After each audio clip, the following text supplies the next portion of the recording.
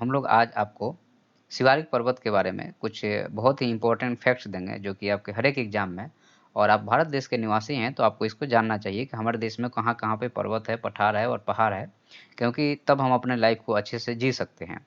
तो Tathagata UPSC, PSC academy में आप लोगों का स्वागत है। और अगर यह वीडियो आपको पसंद आता है तो लाइक, सब्सक्राइब, शेयर और एक प्यारा सा कमेंट जरूर डाल दीजिएगा कि आपको हमारा यह प्रयास कैसा लगा।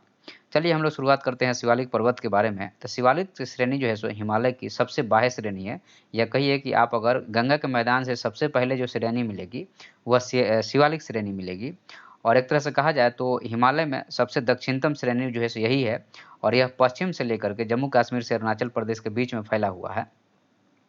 और दूसरा चीज़ यहाँ पे यह है कि हिमालय पर्वत प्रणाली के दक्षिणतम भूगर्भ शास्त्रीय दृष्टि से कठिनतम या कनिष्ठतम पर्वतमाला करी है। औसत ऊंचाई जैसे 850 मीटर से लेकर के 1200 मीटर के बीच में है, और यह एक श्रेणी में है, मतलब एक लाइन से है। शिवालिक पर्वत का प्राचीनतम नाम क्या है? जनरली एग्जाम में पूछ देता है। तो शिवालिक पर्वत को प्राचीन काल में मानक पर्वत के नाम से जाना जाता था। शिवालिक शब्द का शाब्दिक अर्थ अगर हम निकालें तो भगवान शिव की जटा है। तो ये याद रखिएगा कि शिवालिक का शाब्दिक अर्थ जो है सो भगवान शिव की जटा है। इसके अलावा इसके अन्य नाम चूड़िया मुड़िया या चूड़िया पर्वत हो गया या मरगल्ला पर्वत हो गया। तो ये भी पूछ देगा आपसे एग्जाम में कि चूड़िया पर्वत या चूड़ी पर्वत या मरगल्ला पर्वत किसे बोलते हैं, तो शिवालिक रेंज को ही बोलते हैं।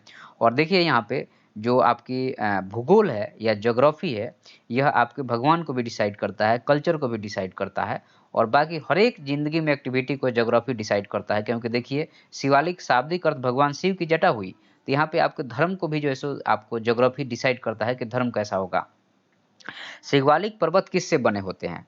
तो भूवैज्ञानिक रूप से शिवालिक की पहाड़ियाँ हिमालय की सबसे तृतीयम निक्षेप से बनी है, या कहिए कि सबसे लास्ट में बनी है। और जो मलबा जमा हुआ तेथिस सागर में, तो जब दोनों तरफ से फोर्स लगा तो सबसे लास्ट में स्लो फोर्स लगा, जिसके कारण जो है सो इसका निर्माण हुआ। तो यह बलुआ पत्थर का बना रहा का संरचना है।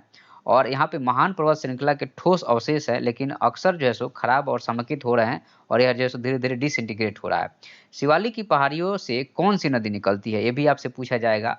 तो शिवालिक की पहाड़ियों से एक उप हिमालयी पर्वत श्रृंखला है, जो कि तीस्ता नदी सिक्किम से 1600 मीटर किलोमीटर लंबी है, जो नेपाल और भारत से होकर के पाकिस्तान में जाती है। तो अब यहाँ पे तीस्ता नदी के बारे में कहा जाए तो पाकिस्तान मतलब ये उत्तरी पाकिस्तान पहले बात होती थी, अब के डेट में इसको बांग्लादेश कहा जाएगा।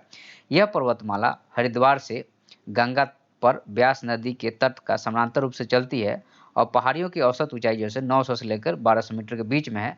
तो यहाँ पे इसकी जो है सो सिक्किम में जो है सो 1600 किलोमीटर लंबी ये जो आपकी शिवालिक नदी जो है, आपको तीस्ता नदी जो है सो शिवालिक से निकल रही है। शिवालिक पहाड़ियाँ कहाँ हैं?